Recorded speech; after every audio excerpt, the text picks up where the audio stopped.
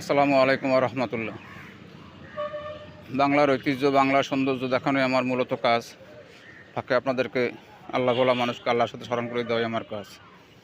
এখন যে পোলটি দেখতেছেন, এটা বেলতলা পোলের নামে পরিচিত। এই পোলটির একটি মজার বৈশিষ্ট্য হচ্ছে পোলের ডান পাশ, অর্থাৎ এই যে ছেলেটা সাইকেল চালাচ্ছে ওই পাশটা, এবং এই যে আমি দাঁড়ানো আছি একটি মসজিদের ছাদের উপরে, এটা সিটি কর্পোরেশনের ভিতরে।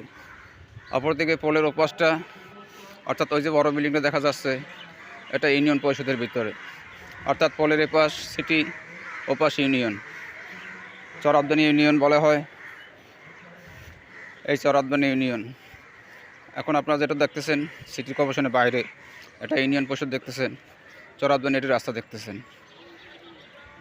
এভাবেই আমরা মানুষ নিজের স্বার্থের জন্য সিটিকে ইউনিয়ন, ইউনিয়নকে সিটি, দেশকে বিদেশ ভাগ করে আমরা আমাদের স্বার্থের জন্য ব্যস্ত হয়ে আছি।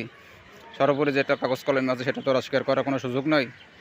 তাই আপনাদেরকে এই যে সিটি, এই আপনার ইউনিয়ন, এত সুন্দর একটা দৃশ্য দেখালাম। কীরকম লাগবে আপনাদের কাছে জানি না, তবু আশা করি দেখানোর চেষ্টা করলাম। এই বেলতলা বাজারের রাস্তা, এই বেলতলা বাজার, ওই মাথায় মাহমুদিয়া মাদ্রাসা, মাহমুদিয়া মাদ্রাসার মাথা গেলে মাহমুদিয়া মাদ্রাসা। এই বেলতলা বাজারের রাস্তা, এই রাস্তা দিয়ে খেয়াঘাট যায়, এই খেয়াঘাট যাওয়ার রাস্তা।